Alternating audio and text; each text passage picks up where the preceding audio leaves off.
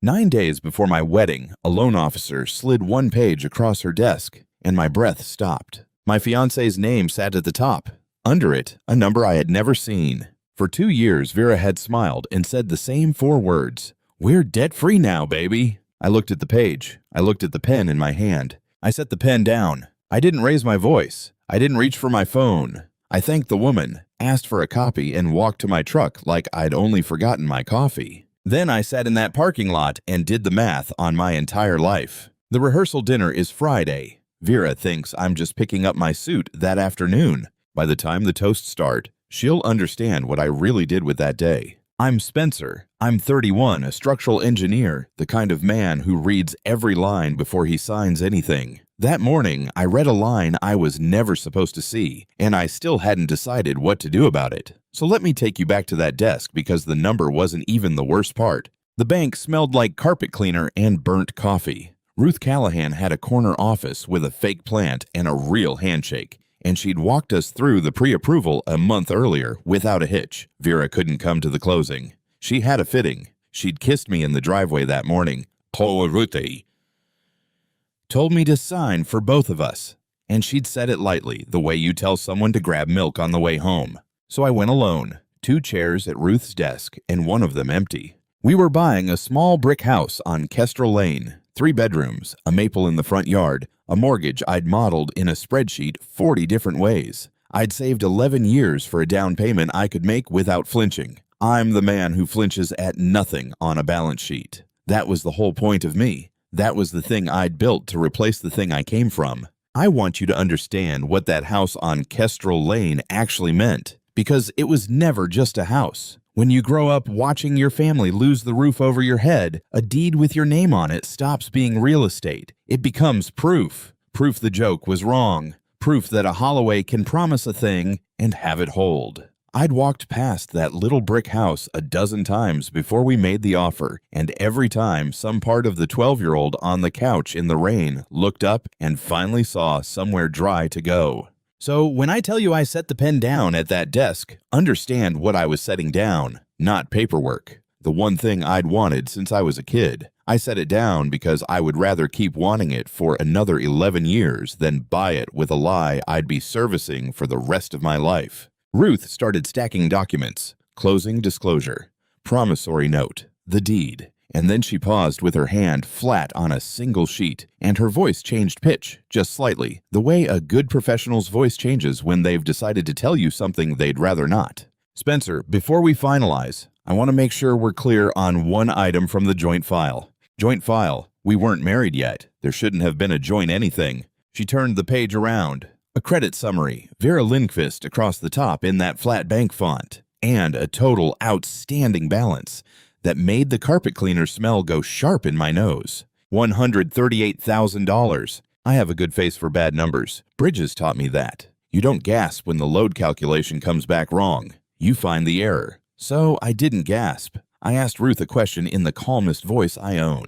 Can you tell me what that's from? Watch me hold that question a second, because her answer is where this whole story turns. Ruth hesitated. She's not allowed to editorialize, but she tapped the page, 3 lines of it, and let me read. A personal consolidation loan, 2 revolving cards near their limits, and a business line of credit, closed, charged off, under a name I recognized from a logo Vera used to have on tote bags, Wren and Ivy, the little home goods studio she'd run when we met. The studio she told me she'd wound down, clean, no loose ends, 3 years ago. There were loose ends. There were 138,000 of them. I want to be precise about what a number like that does to a man who reads numbers for a living, because it isn't panic. Panic is for people who don't understand what they're looking at. What I felt was the specific vertigo of watching 2 years rearrange themselves in an instant. The honeymoon she'd insisted we keep modest. The ring she'd steered me toward, the cheaper one, because we're being smart, baby. The way she took every bill, every account, every money conversation off my hands with a kiss and a, "Let me, you do enough." I'd read all of it as a partner being considerate. Sitting at Ruth's desk, I read it again, correctly, for the first time. Not one of those was kindness. Every single one was a hand quietly keeping me away from the page I was now holding. That's the cruelest part of a long lie. It doesn't just take your future, it reaches backward and rewrites your past so that every warm memory turns out to have a second meaning you were never shown.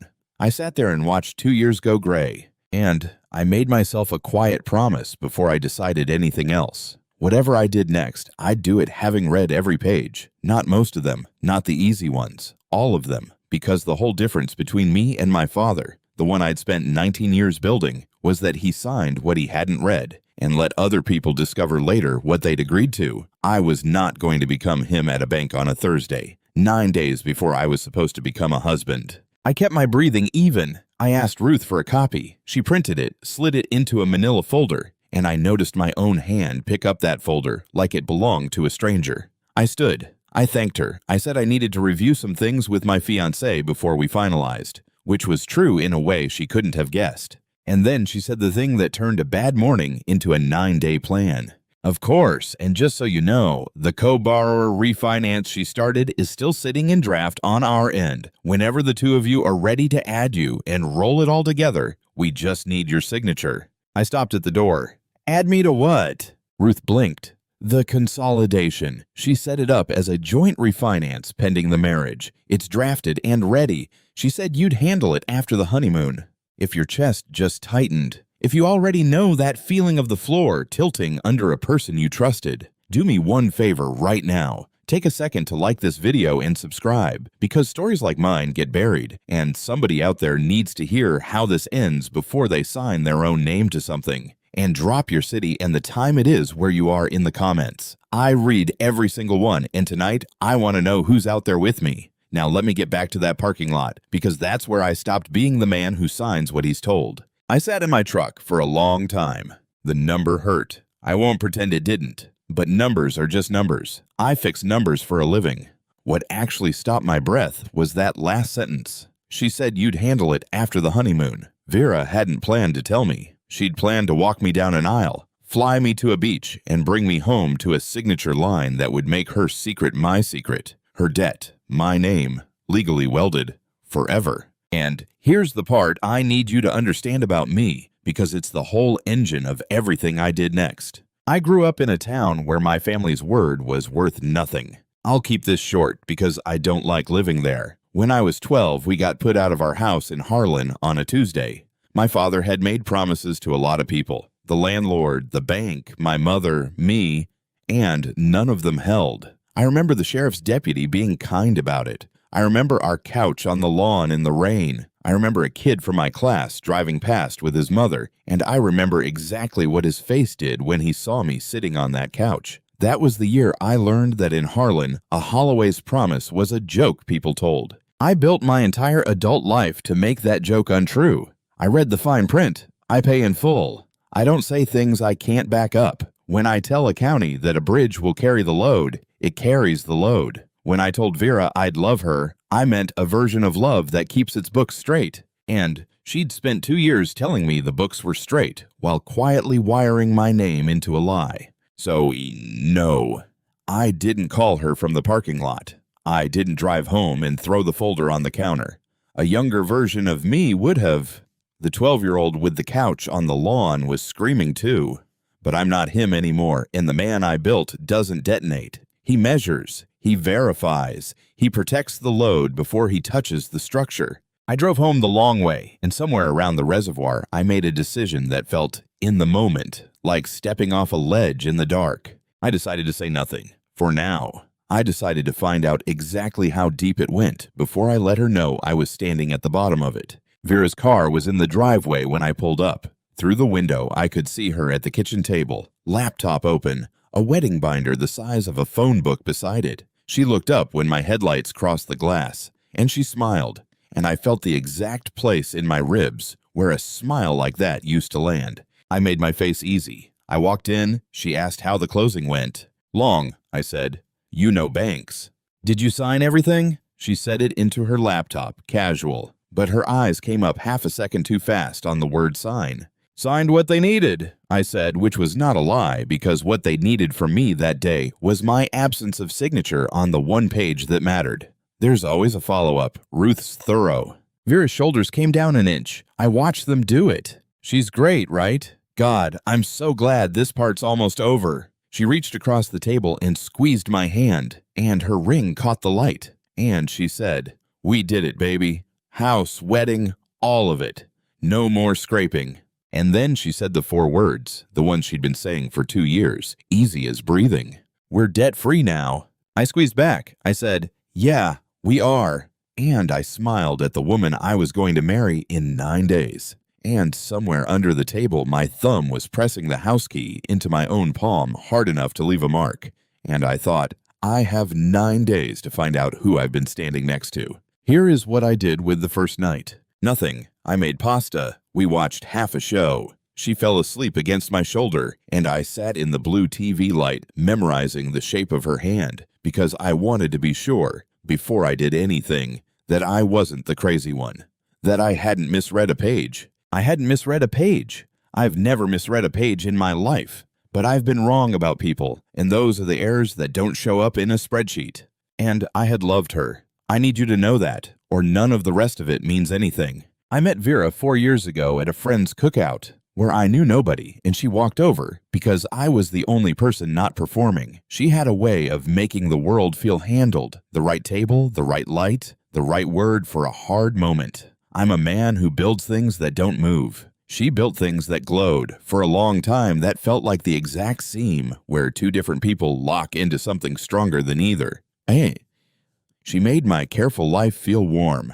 I thought I made her beautiful life feel safe. That was the trade we both believed in. I make it safe, she makes it beautiful. It took me 9 days to understand that Diane had turned that gentle, real thing between us into a business model, and that somewhere in there, Vera had let her. The warmth had been real. The warmth was also the wrapping. Both can be true, and both being true is what nearly cost me everything. So when I sat down at my laptop that morning to build my beam-by-beam case, I wasn't hunting for a reason to leave. I was praying, in my own quiet way, to find a reason to stay. That's the part people miss about men like me. We don't read the fine print because we're cold. We read it because we're the ones still holding out hope that it says what we were promised. The next morning, she left for another fitting, and I sat down at my own laptop with the folder open beside it and started building the thing I build best. A structure, beam by beam. What did I actually know versus what did I feel? I know the difference. My whole career depends on the difference. What I knew, $138,000 of debt, in her name, real, verified by a bank. A consolidation loan taken 14 months ago.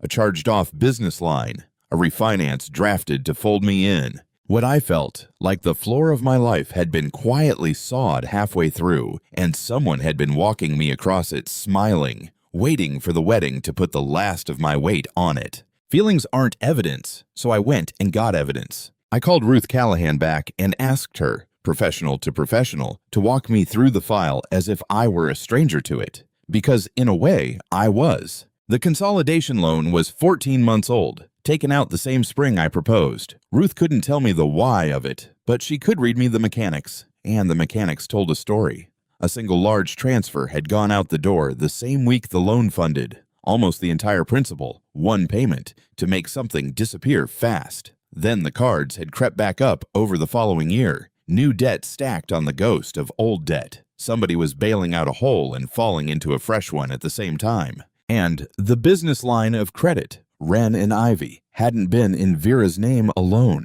There's a co-signer on the original studio line, Ruth said, careful now. That obligation followed into the charge-off. I can't give you a name on a call like this, but it's a family surname you'd probably recognize. I recognized it before she finished the sentence. There was only one other Lindqvist who'd ever put money near that studio. Diane, Vera's mother. I want you to sit with that a moment, the way I had to. For 2 years, I'd filed Diane away as a snob and a busybody, and it was only now dawning on me that she might be something much closer to an architect. Most people underestimate who was really steering this. I did too, right up until the answer changed how I walked into that rehearsal dinner. But first, I did the thing that turned my stomach all the way over. I asked Ruth about that single large transfer, the one that had gone out the door the week the consolidation loan funded almost the whole principal. One clean payment to make something vanish. She couldn't tell me the recipient, Privacy law draws a hard line, and Ruth never once crossed it. But she could tell me the money had gone to another lender. Not a store, not a vendor, debt paying debt.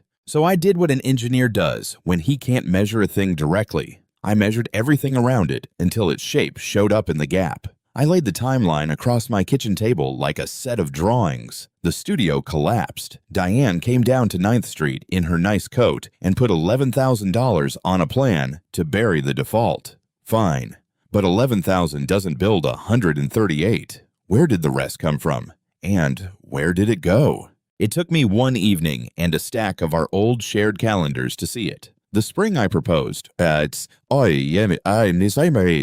the exact month Vera took that consolidation loan, was the same spring Diane finally made her own long-running money problem disappear, the one nobody in that family ever named out loud. I'd heard it referenced exactly once, years back, as Mom's rough patch after Dad. Diane had a hole of her own, and the week Vera's loan funded, a lump close to the whole principal walked out the door to another lender and was never spoken of again. I couldn't prove that to a court. I didn't need to prove it to a court. I only needed to understand the machine I'd almost married into. And now I did. Diane hadn't just taught Vera to paper over holes and smile at the guests. Diane had let her daughter borrow into 6 figures, used a piece of it to patch her own roof, and then, to keep the whole thing standing, she needed one more beam. A steady, self-made, credit-clean beam who reads everything and signs what he's told. Me. I was the beam. That's the thing about people who run a family like a monarchy. They don't see the people they marry their children to. They see load-bearing members. And I had spent 19 years making myself into exactly the kind of structure a person like Diane goes looking for. I sat with that a long time, and I noticed something about my own anger. It had stopped feeling hot. It had gone cool and level, the way a room goes quiet when you finally trace the load path and see where the weight was really traveling and who'd been standing under it. Vera had lied to me, but Diane had designed the lie, priced it, and scheduled its delivery for the day after my wedding. 2 of them, 1 blueprint, and only one still believed I couldn't read it. Let me tell you about the studio, because Wren and Ivy is where the rot started, and I couldn't understand Vera until I understood how it fell. I drove to 9th Street on my lunch hour. The storefront that used to be hers is a nail salon now, but the landlord still owns the block, and his name was on an old email chain in Vera's sent folder, the shared one from back when we combined calendars.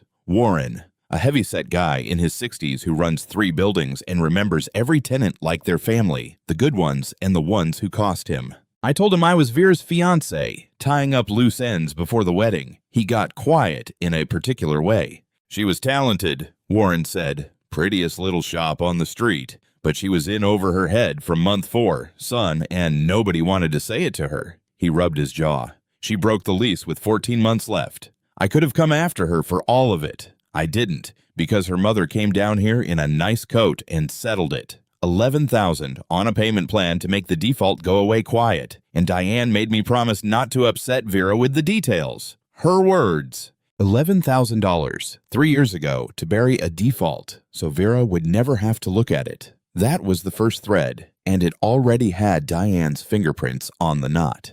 This was the lesson handed mother to daughter. When there's a hole, you don't fix it. You cover it with a nice coat and a payment plan, and you smile at the guests.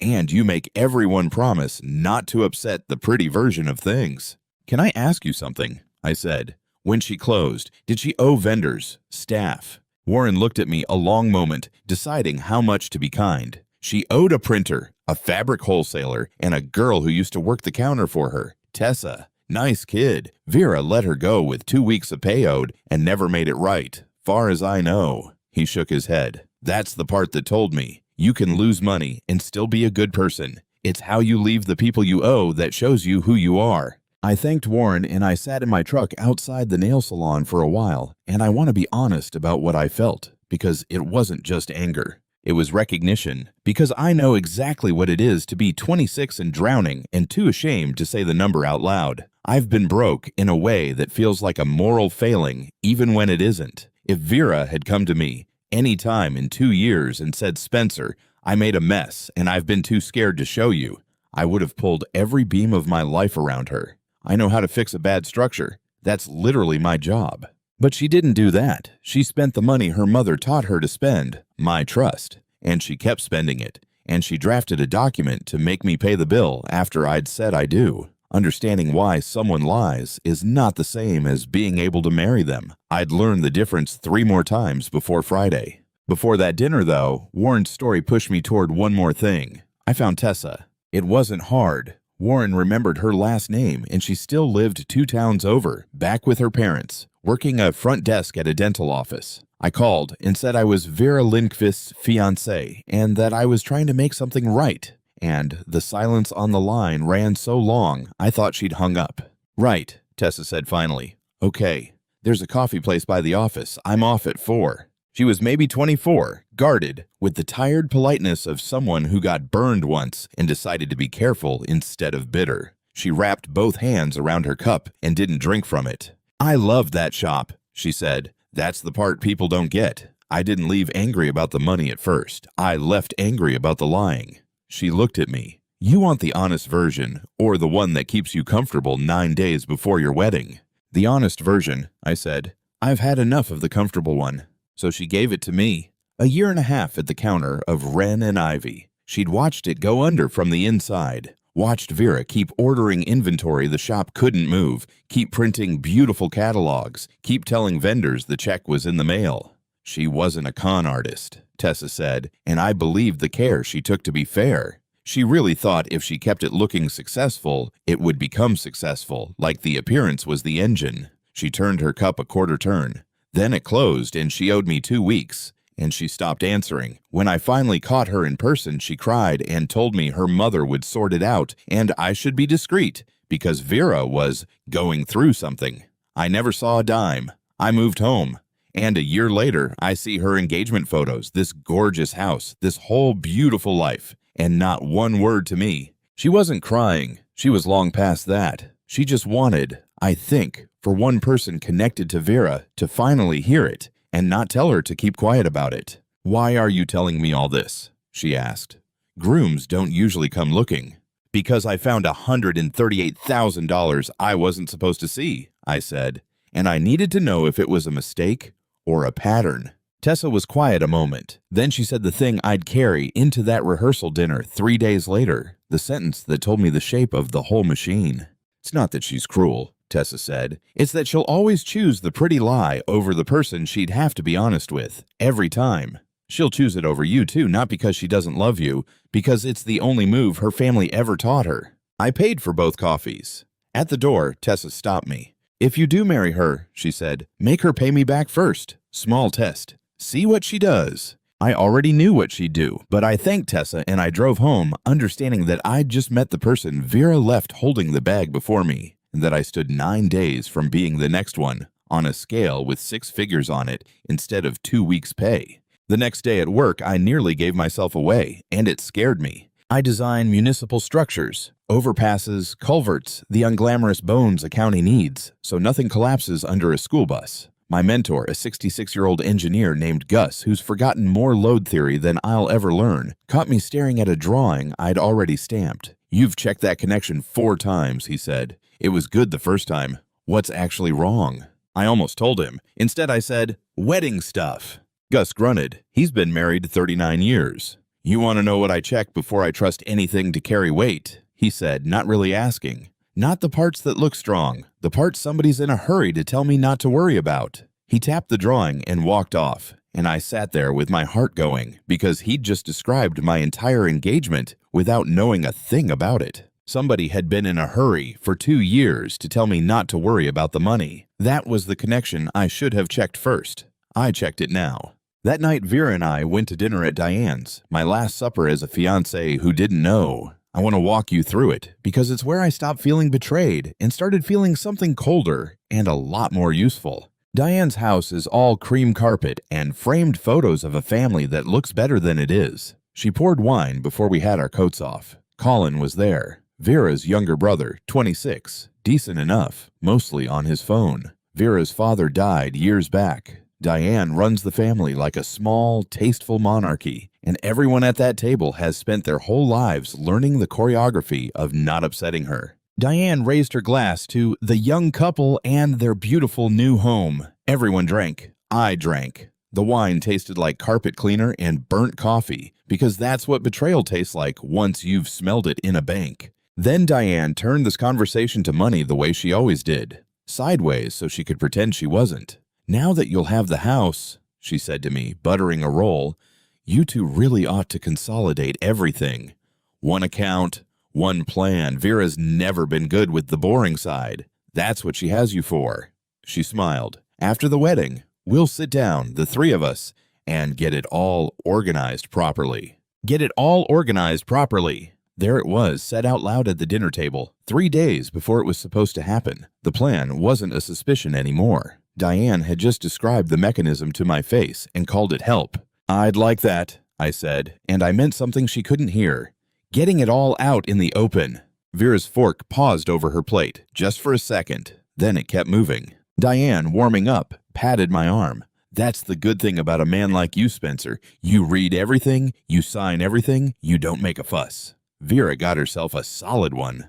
Little laughs around the table. "Find the man who signs and doesn't make a fuss. That's the whole secret, girls." She meant it as a compliment. That's the part that still turns my stomach. In Diane's world, my entire worth was that I'd hold the pen where they pointed. I smiled. "I read everything because most things people put in front of you aren't honest, Diane. The honest ones are easy to sign." The table laughed. Vera didn't. Her eyes came up and held mine one beat too long, and something crossed her face. Not guilt exactly, more like a person hearing a floorboard creak in a house they were sure was empty. That night, in bed, she curled into me and whispered that she couldn't wait to be my wife, and I held her and stared at the ceiling and made the second decision of the 9 days. I was going to find out whether Vera was a woman who'd made a terrible mistake and buried it in shame, or a woman who'd made a plan and dressed it up as love, because those two women get very different endings, and I owed it to both of us to know which one I was holding in the dark. The next morning, Diane called me, alone, which she never did. She wanted to grab a quick coffee, just us, before the big weekend. I went because a man drawing out a blueprint doesn't refuse a chance to watch the architect pick up the pen. She was warm in that managed way of hers. She told me how happy she was, how right this all felt. And then, halfway through her latte, she got to it. "Now, Spencer, after the honeymoon, I really want the three of us to sit down and streamline everything. Vera's got a few little balances floating around. Nothing serious, just the residue of the shop. You know how these things linger, and it'd be so much cleaner under one roof. Your credit's wonderful. We could fold it all into something sensible and just be done with it. Nothing serious, just the residue. $138,000, described like lint on a coat." "Fold it in," I repeated, keeping my voice curious instead of cold. "Onto the house?" "Onto whatever makes sense," Diane said, waving her spoon. "That's the sort of thing you're good at. Vera makes it beautiful. You make it safe." She smiled. "That's the whole arrangement, isn't it?" The arrangement, not the marriage. The arrangement. I thanked her for the coffee and told her I looked forward to sitting down as a family and getting everything, absolutely everything, out in the open. She heard a yes. I meant a reckoning. We parted very pleased with each other, for completely different reasons. Vera almost told me once, I have to be fair and put that in, because it's the part that still keeps me up some nights. It was the 7th night. We were doing the dishes, and out of nowhere she went quiet. And then she said, "Spencer, can I ask you something? If I'd done something dumb, before us or during, something with money, would you have left?" I turned off the water. I gave her every inch of room a person can be given. "No," I said, "not for the mistake. I've made money mistakes that would curl your hair. I'd only leave over one thing." "What thing?" "The lie," I said. "The mistake I can fix. The lie tells me who you'll be the next time it's hard." I watched it happen behind her eyes. The door opening, the true thing rising toward it, her whole face softening right to the edge of saying it. For 1 second, I had her. For 1 second, she was going to set the number on the counter between us and let me help her carry it, and everything after would have been a different life. Then the second passed. Something in her, Diane's voice probably, 30 years of it, pulled the door shut. She smiled and flicked water at me and said, "God, you're intense." I meant hypothetically. And she went back to the dishes. That was the closest she ever came. I've thought a lot about that 1 inch of open door. I don't blame myself for it not being enough. You can hold a door open for someone your whole life. You cannot walk through it for them. After that night, something shifted in Vera. Not toward honesty, toward suspicion. She started asking small, testing questions. Had Ruth called about anything? Was the house all set? Why had I gone so quiet? Once coming out of the shower, I found her holding my phone, not scrolling it, just holding it, screen dark. And she set it down too casually and said she'd thought it was hers. I keep nothing on my phone, but I saw the animal underneath the question. Some part of her had felt the floorboard creak and had started walking the house at night, listening. Diane felt it too. She called Vera twice that week with what Vera called wedding stuff. But I heard one of them through the wall, and Diane's voice had dropped into the register people use for logistics they don't want overheard. I caught 3 words. Before he signs. Just those. Before he signs. They were speeding up. Whatever gentle timeline Diane had drawn. Settle in. Honeymoon. Then organize me. Some instinct had moved it forward. On some level, I think, they'd sensed the safe pair of hands go still. And a still man is a man who might be reading. So they hurried to get me to the altar before I finished the page. It should have rattled me. Instead, it steadied me all the way through, because a person racing to get your signature before you can think is a person telling you, in the plainest language there is, exactly what your signature is worth to them, and exactly what you are worth to them without it. The next 3 days I read, not cereal boxes. Everything. I'm not going to pretend I did something out of a movie. Hidden cameras, a recorder taped under a table. I didn't. That's not who I am, and I didn't need to be. When someone's been lying with money, the money leaves a paper trail louder than any confession, and I already had the folder. What I did was boring and relentless, which is the only kind of thorough that ever actually works. I pulled our lease, our utilities, the shared grocery card, all spotless. Vera had kept the shared life surgical. That was the real tell. The cleanliness of exactly the parts I could see. She'd built me a beautiful showroom and lived in the warehouse behind it, and she'd never once let me open the door between them. I pulled 2 documents that weren't in the bank's folder because I wanted the studio's ending in black and white, not just in Warren's memory. A charged-off business line leaves a public trail, a lien filed, a lien released, a closure recorded, and an afternoon at the county recorder's office turned Wren and Ivy from a story into a column of dates. The lien filed the year we met. The default, the $11,000 settlement Diane arranged, and a final release stamped the same spring I proposed. The exact month the consolidation loan funded, and a lump of it walked out the door to bury Diane's own trouble. It lined up to the week. When the paper agrees with the timeline that precisely, you stop hoping you're wrong. I laid the copies in the folder and closed it. I trust documents more than feelings, and the documents had stopped leaving me any room.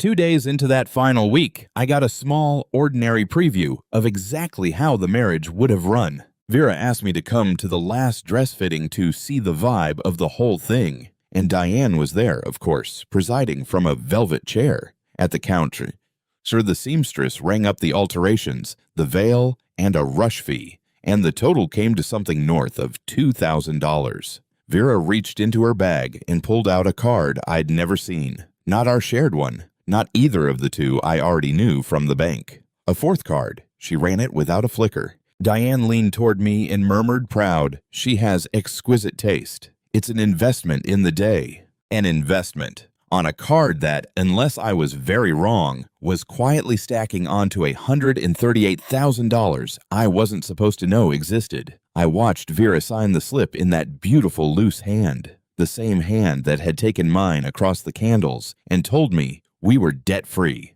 and I understood the whole machine watching her sign. The debt wasn't a past mistake she was ashamed of and fleeing. It was a live account. It was still running. She was still spending 2 days before a wedding on a 4th card while promising me clean books. Because in her family, you never stop making it beautiful, and someone steady always turns up eventually to make it safe. On the drive home, she was giddy, describing the veil, and she took my hand at a red light and said, "Aren't you excited? This is really happening." I said, "It really is." And I meant something she couldn't hear. I held her hand the whole way home anyway, because I knew how few of those drives were left. And because, God help me, I still like the weight of it even then. That's the part nobody warns you about. You can know the entire truth and still, for one more red light, love the person the lie was wearing. I found the studio's dead website in an internet archive and read Vera's own words from 4 years ago, back when Ren and Ivy was going to be an empire, grand plans, a second location, a line of hand-thrown mugs. I read a woman who genuinely believed, and I understood for the first time, that the debt hadn't started as a crime. It had started as a dream that ran out of money, the way most dreams do. The crime came later, in the covering. That distinction mattered to me more than the money, and I sat with it a long time. A dream that runs out of money is not a moral failing. Half the people I admire have buried one. If Vera had come home any night in 2 years and said, "Spencer, the shop didn't just close. It left a hole and I've been too ashamed to show you how deep," I would have sat down at this same table with my spreadsheets and started digging us out that night. I'm good at holes. I climbed out of a worse one than $138,000 in worse shoes with nobody holding the ladder. But you cannot dig a person out of a hole they keep insisting they aren't in. Every time I'd have reached for the shovel, she'd have lifted my hand off it with a kiss and told me we were debt-free now. That isn't a person drowning who needs saving. That's a person who has decided the drowning is easier to manage than the conversation. And then, on the 4th night, the past stopped being paper and knocked on my actual door. A letter came, not to my name, to Vera's, at our address, from a collections firm I didn't recognize. The envelope stamped "second notice" in that particular red they use to make your stomach drop. I don't open Vera's mail. I've never opened Vera's mail. I set it on the counter where she'd see it, and I watched her come home, and I watched her see it. She went still, then she picked it up, smooth as anything, and slid it into her bag and said, "Ugh, they sent the wedding caterer's invoice to the wrong Linkvist again. Diane's dealing with it." And she kissed my cheek and went to change, and I stood in the kitchen holding the fact that I had just watched her lie about a red-stamped collections notice without a flicker, without a breath, without a tell. That was the moment the last of my hope went quiet. Not the debt, the ease. You can forgive a person for drowning. It's harder to forgive how good they've gotten at holding your head underwater and calling it a hug. Here's where I want you to pause and predict something with me, because you know almost as much as I did by that 4th night. She's smooth. She's covered. Her mother's running interference. The wedding's in 5 days. If you were me, knowing what I knew, holding a folder no one thought I had, what would you do next? Would you confront her that night? Would you walk away quiet? Comment your call before I tell you mine. Most people get it wrong, and I think it's because most people underestimate exactly how calm a patient man can be. Here's what I did. I gave her one real chance to tell me herself. Not a trap, a door. I'd hold it open and see if she walked through on her own. Because a marriage isn't a contract you enforce. It's a promise 2 people keep. And I needed to know if she could keep one when it was hard and unlit and cost her something. 2 nights before the rehearsal, I made her favorite dinner, lit the good candles, and over the table gently I said, "Vera, before we do this, is there anything about money, anything at all we should get straight? No judgment. I'd rather know everything tonight than find out anything later. Whatever it is, I'm not going anywhere." I watched her whole body get very still. This was the moment. I'd handed her the cleanest exit a person can be handed. Tell me now, and everything changes. Tell me now, and maybe we fix it together. The way I fix a bad calculation. Find the error, correct it, rebuild, move on. I meant it. I'd have restructured my entire life around a woman brave enough to say the number out loud with the candles lit. Vera reached across the table, took both my hands, looked me dead in the eyes, and said, "There's nothing, baby. We're solid. We're debt-free now, I promise. Stop worrying about money. That's my job to make beautiful and your job to make safe. Remember? We're debt-free now." The 4 words. To my face, with the good candles burning down between us, with my hands in hers and the truth sitting right there, warm and offered and completely safe, and she stepped around it like it was furniture. That was the answer, not the debt, the lie chosen again, freely, when honesty had been laid on the table like a gift. I said, "You're right, I worry too much." And I smiled, and I kissed her forehead, and somewhere inside me, a door I'd been holding open swung shut so softly that neither of us heard it click. That night, I stopped grieving the wedding. You can't grieve what was never real. But then the thing happened that nearly broke me, and I have to tell you about it because it was the lowest point of the whole 9 days, and I didn't see it coming. I was clearing the dinner dishes, and Vera's laptop was open on the counter, asleep. I bumped the table and the screen woke, and I wasn't looking for anything. I want to be clear about that. But a browser tab was sitting right there in the light, and it was a bank application form, half filled, and the name at the top of it was mine. Spencer Holloway, my date of birth, my employer, my income to the dollar, my real income, which I'd never given her in writing.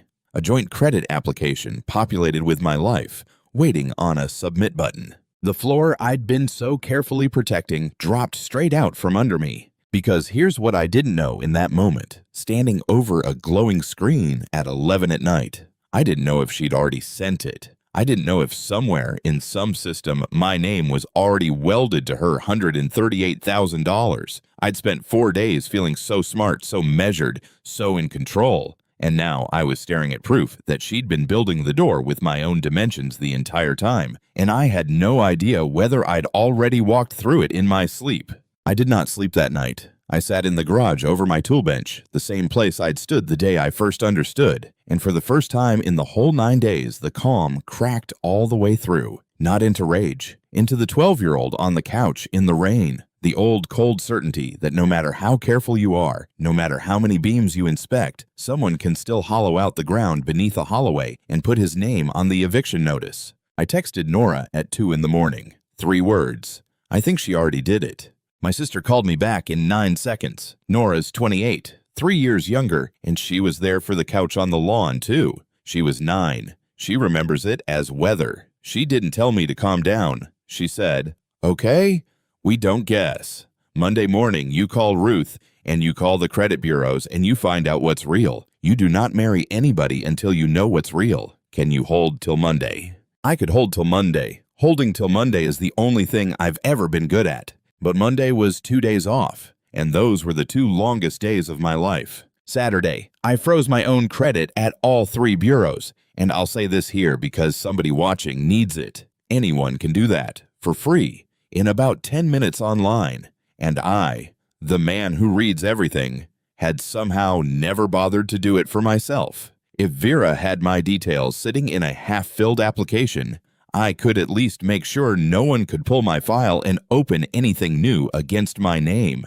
I did it standing at the kitchen counter at 6 in the morning while she slept, and it felt like locking a door I should have locked years ago. Then I drove to Nora's because I could not sit in that house 1 more hour pretending. She made coffee and let me pace her kitchen. "Walk me through the worst case," she said, because Nora fixes fear by making it stand still and be counted. So I did. Worst case, Vera had already submitted the joint application, my name was already on a fresh line of credit, and I'd spend a year and a lawyer untangling it. Bad, survivable, not the couch on the lawn. And best case, Nora said. Best case, she never sent it, I catch it Monday, and none of it's real. Nora nodded slowly, then she said the thing that got me through the weekend. Either way, Spence, you found it in time. 12-year-old, you didn't get a Monday. He got a Tuesday and a sheriff and a couch in the rain. You got a Monday. Whatever's on the other side of it, you got there in time to stand up. That's the whole difference between you and Dad. He never once got there in time. You always do. I slept a little that night on Nora's couch. A couch of all things. Indoors, dry. Mine to leave whenever I wanted. Sometimes healing is exactly that literal and exactly that quiet. Monday morning, 3 days before the rehearsal, I called Ruth Callahan the second the bank opened, and I asked her one question with my whole chest in my throat. Did a joint credit application in my name come through your branch or the refinance file? Any time in the last week. Ruth put me on a brief hold. It was the longest 90 seconds of my life. Then she came back and said, "No, nothing's been submitted under your name. The refinance is still sitting in draft, exactly where it was. Nothing's funded, nothing's pulled, nothing's live. You're clean, Spencer." I put my forehead against the truck window and I breathed for what felt like the first time since the closing. She'd built the door. She'd cut it to my exact size. She just hadn't gotten me to walk through it yet. The wedding was the hinge, and the wedding was still 5 days out. I'd caught it in the last possible daylight. I went to see an attorney that same lunch hour, Ellen Whitfield, in a suit so no one from Vera's world would clock the errand. I laid the folder on her desk and the printout of the half-filled application beside it. She read faster than I could have. Then she looked up and said the sentence that gave me back my spine. "Good news, Mr. Holloway. As of today, none of this is legally yours. None of it. Because we weren't married. Because I hadn't signed the refinance. Because I'd never submitted the joint application. She'd never gotten me to. The debt lived entirely on Vera's side of a line I had not yet crossed. Ellen walked me through the fault lines.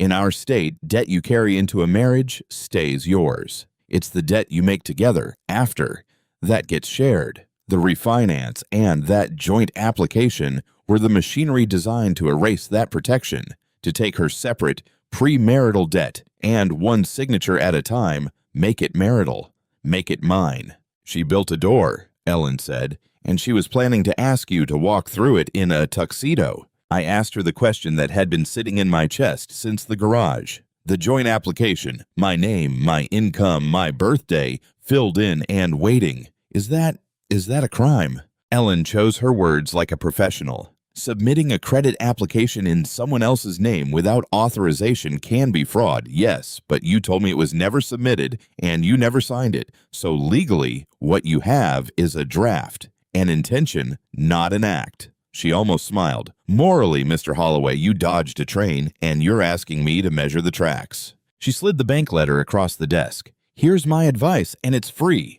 Don't build a case. You don't need one. No marriage, no shared property, no children, no commingled accounts. You are, right now, the cleanest exit I've seen walk through this door in a year. Most people come to me tangled. You came to me 9 days early. She capped her pen. Sign the withdrawal. Put the hold on the house, keep your money where it sits, and decide whether you want to say goodbye standing up or by text. That last part isn't legal advice.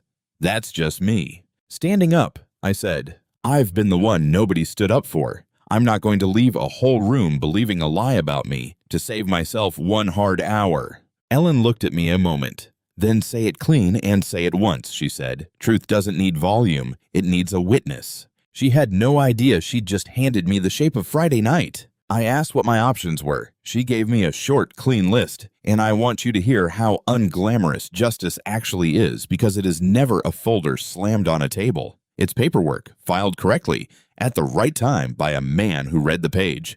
I could refuse the refinance. Automatic. I'd just never sign. I could keep my down payment funds, my 11 years, exactly where they already sat, in my name alone. I could pause the Kestrel Lane closing since it hadn't funded and I was the only borrower Ruth actually had on it. And I could, if I chose, simply walk away from the wedding with my name, my savings, and my credit precisely as unblemished as I'd kept them for 19 years. The only thing I couldn't do was unknow it. So, over the next 2 days, I did 3 quiet things. First, in writing, I formally withdrew from the co-borrower refinance and put a hold on the house. I didn't kill the house outright. Not yet. I wasn't ready to burn the last bridge before I understood which Vera I was leaving. But I made certain that not $1 of that debt could touch my name while I decided. When I called Ruth to put the withdrawal through, she confirmed it in writing within the hour. And then she told me one last thing, gently, off the record, because by then I think she'd worked out what she'd handed me 9 days earlier. For what it's worth, she said, in 22 years, I've watched a lot of couples sign that joint refinance, the ones who make it walk in together and they both read it. I have never once had a bride tell the groom to just sign for both of us and skip the appointment. A pause. You came alone because she sent you alone. I hope you hear what I'm telling you. I heard it. I'd heard it since the first page, but it meant something to have a stranger who does this for a living look at the shape of my engagement and quietly tell me I wasn't crazy. Second, I got copies of everything from Ellen, clean, dated, boring, and I put them in the manila folder from the bank, and I did not open that folder again. I didn't need to. I'd already read every page. Some men would have spent those 2 days rereading the wound. I spent them getting quiet. Third, and this one cost me, I told Nora everything, in order, at her kitchen table, the way you'd brief a review board. When I finished, she didn't say she was sorry. She's not that kind of sister. She said, "Does she love you or does she need you to hold the pen?" I said I didn't know yet. Nora shook her head. "You know, Spence. You've known since the parking lot. You're just being gentle with yourself about it, because the alternative is admitting you almost married Dad's whole personality in a wedding dress." That one landed, because that's exactly what it was, wasn't it? My father made promises he couldn't hold and let other people carry the weight of them, smiling the whole way down. I'd spent 19 years running from that man, and I'd nearly walked a version of him down an aisle and called her the love of my life. "So what are you going to do?" Nora said. "Quietly disappear or actually say it?" And that was the real decision, the last one, the one that had nothing to do with lawyers. I went back and forth on it for a full day. The engineer in me wanted the clean exit. The 12-year-old wanted the record set straight. I was still turning it over at my desk when Gus caught me at it again. "You're doing the thing," he said. "You've made the decision, and now you're hunting for permission not to."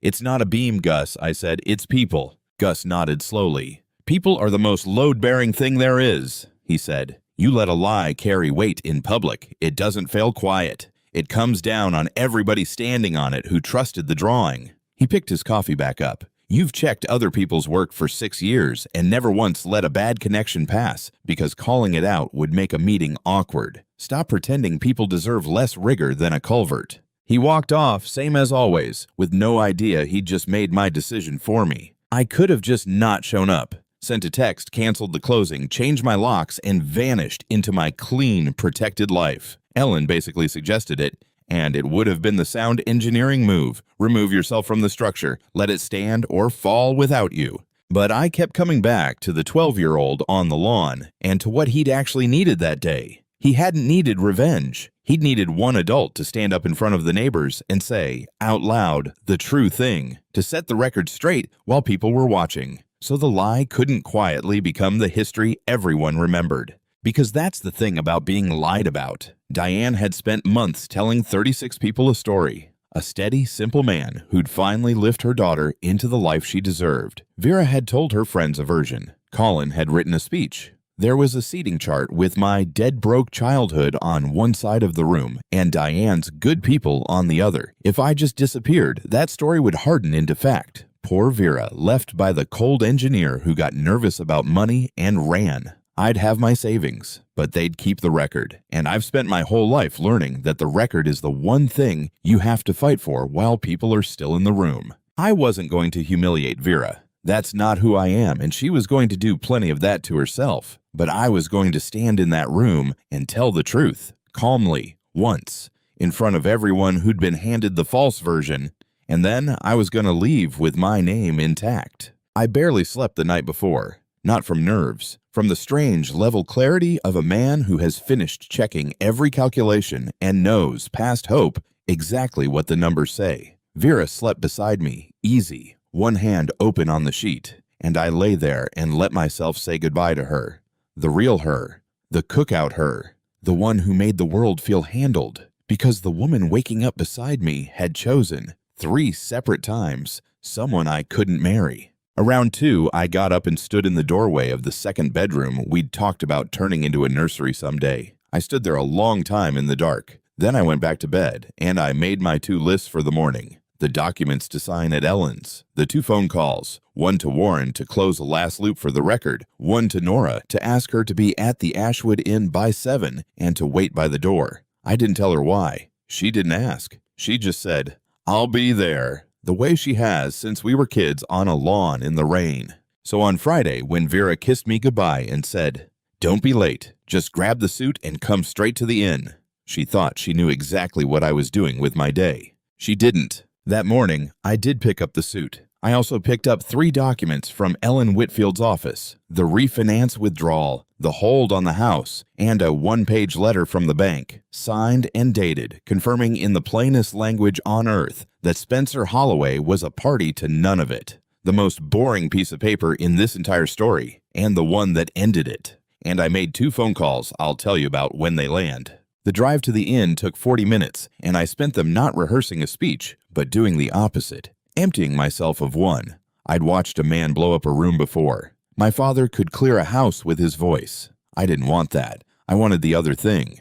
The thing nobody in Harlan ever gave a Holloway the dignity of. A quiet man telling a true thing, once, and being believed. So I didn't practice cruelty, I practiced calm. I thought about load paths the whole way there, how the truth, said plainly, would travel through that room and find its own way to the ground, and how my only job was to be the still point it moved through. By the time I pulled into the Ashwoods gravel lot, folder on the passenger seat, house key in my pocket, I wasn't angry anymore. I was ready, which is a far more dangerous thing to be. Then I drove to the Ashwood Inn in a suit I'd bought with money I'd earned and kept, and I walked into a rehearsal dinner where everyone but me thought they knew what was about to be celebrated. The Ashwood Inn has a long private room with a stone fireplace and tall windows that go orange at sunset.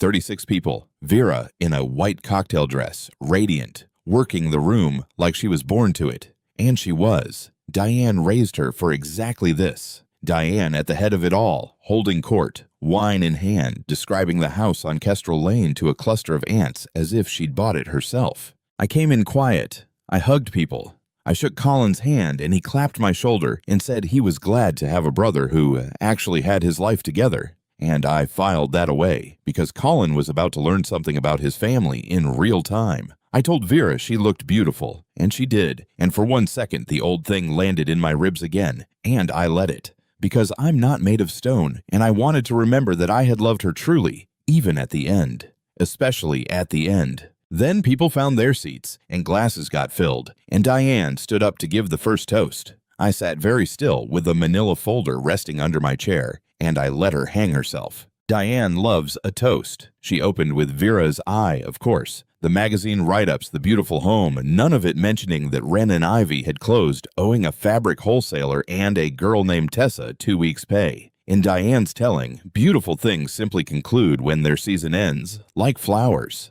Then she turned to me and smiled the smile she uses on people she's decided are useful, and she told the room the story she'd been rehearsing for months. When Vera first brought Spencer home, I'll be honest, I wasn't sure. He's very practical. Warm laughter. But I've come to see that practical is exactly what this family needed. Someone steady. Someone who'll handle the boring things so our girl can keep the world beautiful. She raised her glass toward me. Spencer, you are going to be the safe pair of hands this family has waited for. And then, because Diane cannot help herself, because arrogance always says the one sentence too many, she added, proud, laughing, to a room of 36 witnesses. And Lord knows he doesn't ask too many questions. You put a paper in front of that boy. He reads it. He signs it. He thanks you. That's the man to marry, girls. Find the one who signs and doesn't make a fuss. The room laughed. Vera laughed too, a shade too bright, and reached for my hand under the table. I let her take it, and I stood up. I didn't tap my glass. I just stood, and a room reads a man standing quietly at his own rehearsal dinner, and the laughter thinned and died on its own. Thank you, Diane, I said. My voice was level. Bridges. That's a beautiful toast. And you're right about one thing. I'm the man who reads what's put in front of him. I read all of it. So I'd like to say a few true things tonight, while we're all together. I think that's what family is actually for. Vera's hand went still in mine. 9 days ago, I said, I went to the bank to close on our house. Vera couldn't be there. She told me to sign for both of us. I looked around the table, easy, unhurried, meeting eyes. And the loan officer, a very thorough woman, slid me a page I wasn't expecting, my fiancé's name, and a number. Diane's smile held, but it stopped reaching her eyes. $138,000, I said plainly, the way you'd read a measurement off a plan. In debt. In Vera's name from cards and a consolidation loan she took the spring I proposed, and a business line from a studio she told me 3 years ago she'd close clean. The room went the specific kind of quiet that only happens when 36 people stop breathing at the same instant. Vera said very low, Spencer, not here, please. I kept my eyes soft on her. I gave you 3 chances to tell me, Vera. At the bank. On Tuesday. 2 nights ago with the candles lit and your hands in mine. Every single time I asked, and every single time you told me we were debt-free now. I let it sit in the air. I wanted so badly for that to be true that I nearly signed the page that would have made your debt mine. Nearly. Now watch the waves, because this is where their own mouths did every bit of work I never had to. Diane recovered first, the way people like Diane always do. Straight to offense. Spencer, this is grotesque. Airing private family business at a dinner. Whatever little paperwork mix-up you think you found. There's no mix-up, Diane. I reached under my chair and set the folder on the table. I didn't slam it. I didn't open it. I just set it there, closed, in the center of the white tablecloth. And every eye at that table went to it the way you look at a thing whose contents you already know. There's a co-borrower refinance sitting in draft at the bank. Vera built it months ago. It rolls all her debt into one joint loan. And the moment I sign it, after the wedding, it becomes ours. There's also a credit application, half filled, with my birthday and my income on it, waiting on a submit button. I looked at Diane. You told me the plan yourself 3 nights ago at your dinner table. After the wedding, the 3 of us will sit down and get it all organized properly. And 2 minutes ago, you told this whole room the rest of it. Find the man who signs and doesn't make a fuss. And Diane, cornered, arrogant, still certain the room belonged to her, made the exact mistake that ends people like Diane. She lifted her chin and snapped. Oh, don't be so dramatic. You don't burden a good man with the ugly parts before the wedding. You let him settle in and you handle it quietly, as a family. That is not a scheme, Spencer. That is a mother protecting her daughter's happiness. You would have signed and never felt a thing, and everyone in this room would have been perfectly fine. You would have signed and never felt a thing. 36 people heard her say it. I watched it land on every face. The aunts, the college friends, Colin, a man I didn't know from Vera's office. I watched them understand all at once that the toast about the safe pair of hands had been a description of a mark. That he signs and doesn't make a fuss had never been a compliment. It had been the whole architecture, said out loud twice by the woman who drew the blueprints. For a moment, nobody moved. Then the room did the thing rooms do when a lie loses its structure all at once. It began quietly to sort itself. I watched a man I didn't know, seated near Vera's college friends, set his napkin on the table and lean back, arms crossed. Done. Later, I'd learn he was from Vera's office, that she'd told her coworkers the house was a gift from her side, that Diane had set them up. He had just heard the real financing. 2 of the aunts had gone still in the particular way of people recalculating someone they'd defended for years. And near the fireplace, a family friend quietly took out her phone, not to record, to check something. I found out later she'd once loaned Vera $4,000 for a slow month at the shop, and been told, warmly, never to bring it up around Spencer. She was doing the same math I'd done 9 days before and landing on the same total. It was never one mistake. It was a method. None of them said anything yet. They didn't have to. A lie only holds while everyone agrees not to look straight at it. And I'd just turned the lights on. The looking had started. And once a room like that starts looking, it doesn't stop until it has seen the whole thing. Colin put his phone face down on the table for the first time all night. He looked at his mother, then at his sister, and he said, quiet and stunned, "Mom, did you know this whole time?" Diane's mouth opened. Nothing came out. And that silence answered him louder than a confession. Then the second wave came, and I didn't have to lift it. It walked in on its own 2 feet. Because one of the 2 phone calls I'd made that morning had been to Warren, the studio landlord, just to confirm a detail for Ellen. And Warren, it turned out, had spent 3 years quietly wondering whatever happened to a countergirl named Tessa who got stiffed 2 weeks' pay. And Warren had mentioned all of this that very morning to his niece, who, in the small-town way these things braid together, happened to be seated 4 chairs down from me at that rehearsal dinner as a friend of Vera's. She stood up slowly, a young woman I'd been introduced to as Sloane. Her voice shook, but she said it. "Vera, Tessa was my roommate. You never paid her. She had to move home. You told everyone the shop ran its course." She looked around the silent table. "It didn't run its course. You left people holding it. You've always left people holding it."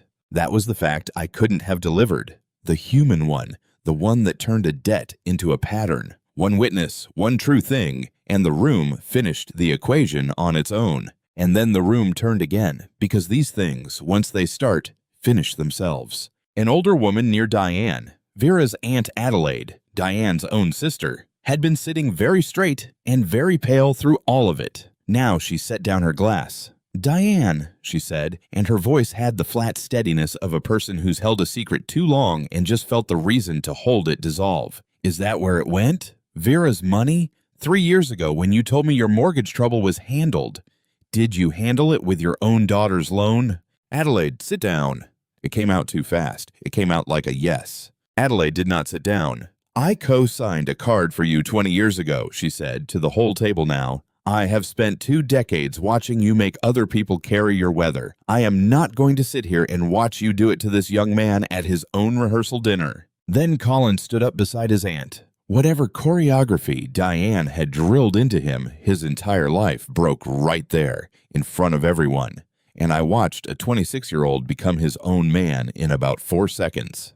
"I gave a toast," he said, and his voice cracked on it. "I wrote a whole speech about how Spencer finally gave this family someone solid to lean on." He looked at his mother. "I didn't know we were the thing doing the leaning. I didn't know we were the debt." He turned to me. "I'm sorry, man. I stood up here and helped sell it, and I didn't even know I was selling it." "You didn't know," I said. "That's the whole difference between you and her." 3 witnesses. 3 true things I could never have delivered myself. The landlord's stiffed countergirl, the aunt who'd carried Diane's weather for 20 years, and the son who finally set his mother's script down on the table and refused to read from it. I never opened the folder. I never had to. Their own family, once the first honest word got spoken out loud, could not stop telling the truth. I want to tell you, Vera said something that redeemed her. She didn't. She turned to me with tears already running. And even then, even at the very bottom of it, the first words out of her weren't, "I'm sorry."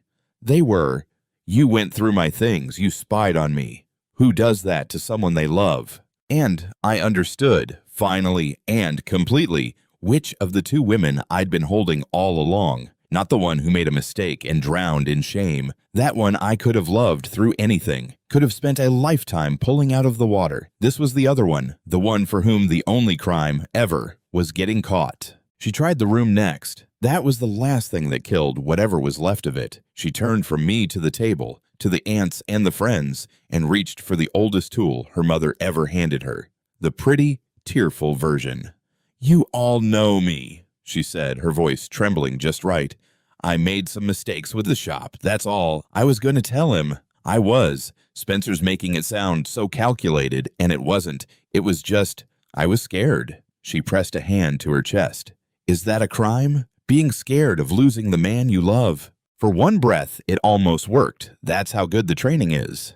I watched 2 of the aunts start to soften. Then Sloane, still on her feet, said quietly, "Vera, you ran a 4th card at the fitting on Tuesday. I was standing right there." And the softness in the room curdled, because everyone had just watched Vera reach for the scared little girl card in the very same motion she'd reached for the 4th credit card. And all at once, the 2 gestures were the same gesture. My glass was sweating in my hand. I set it down on the tablecloth, careful, the way you set down anything you don't trust yourself to keep holding. The fire in the stone hearth popped once. 36 people, and you could hear a chair leg shift on the floor. My jaw ached from how level I was keeping it. Restraint isn't the absence of feeling. It's a load you carry so the structure around you doesn't come down. I carried it. I didn't raise my voice. I hadn't. All night. I wasn't going to start. I didn't go through anything, Vera. A stranger at a bank handed me a page because you sent me to sign it for both of us and forgot that thorough people read. I picked up the folder, the one I'd never once opened in front of them, and held it a moment.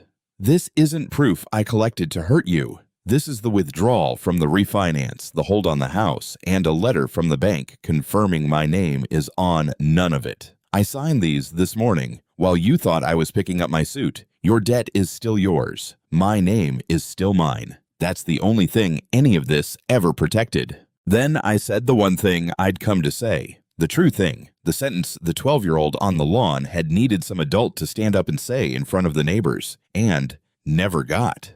I grew up in a house where a promise meant nothing. My father made them by the dozen and let other people carry the weight when they broke, and I spent 19 years becoming a man whose word you could build a bridge on. I was ready to give every bit of that to you. I looked at her, and I let her see that I meant it.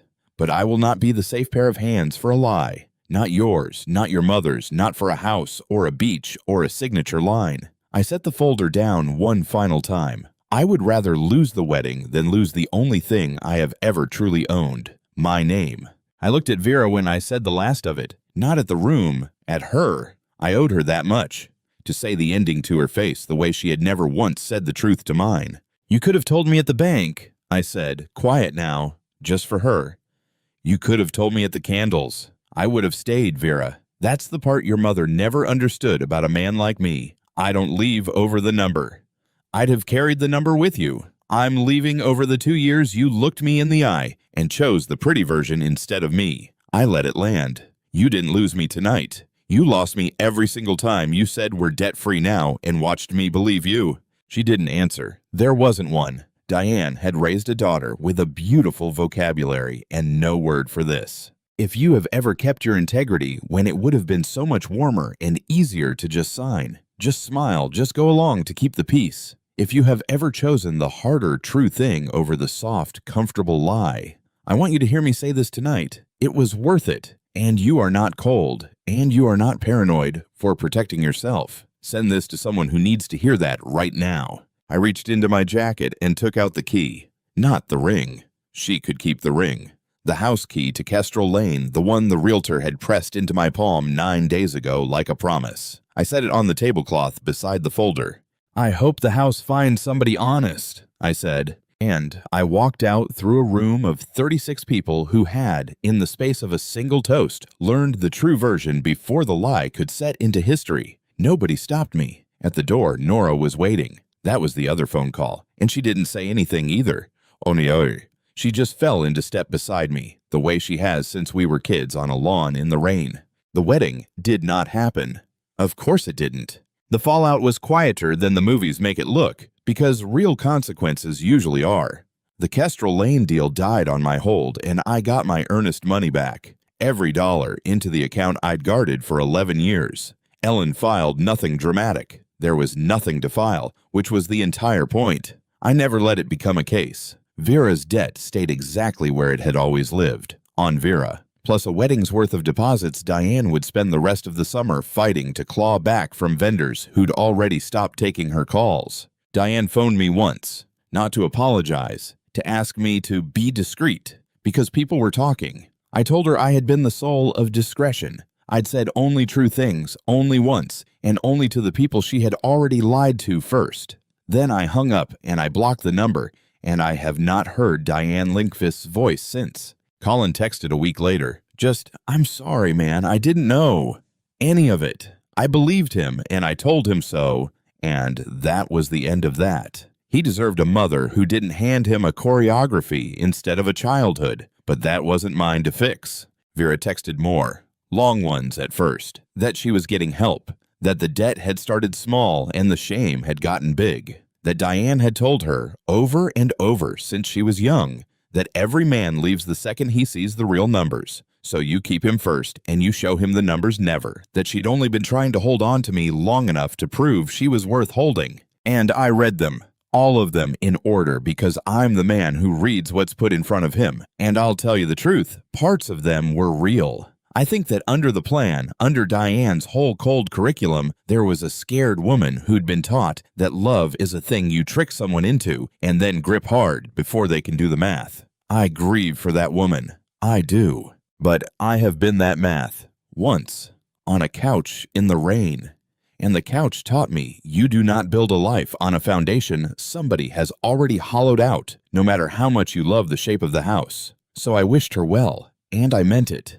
And I stopped answering. I still live in the apartment I had before her. The maple is in somebody else's front yard now. Sometimes I think about the other version of my life, the one where I never went to that closing, where Vera came along like she was supposed to and I never saw the page, where I signed a beautiful marriage down on top of $138,000 of silence and only felt the floor go missing years later, with a kid maybe, and no daylight left to catch it in. I don't grieve that life. It was never real. You can't lose what was only ever a showroom. Nora asked me, about a month out, if I regretted doing it in front of everyone instead of quietly in a kitchen. I thought about it honestly, the way I try to think about everything. No, I said. Some rooms have been told a lie about who you are. You're allowed to walk in one time and set the record straight, and then you never have to walk back in again. A man's word is the one thing nobody can put on his account without his signature. I spent 19 years making mine worth something, worth building on, worth trusting, worth more than the joke a small town used to tell about my name. I was not about to hand the pen to anyone, for any reason. Not a house, not a beach, not even for love, who needed me not to read the page. I read the page. I am so glad I read the page. And if you are standing at your own closing right now, holding a pen over a life that doesn't quite add up, read it. Read all of it, every line, especially the ones somebody's rushing you past. The people who truly love you will never once ask you not to.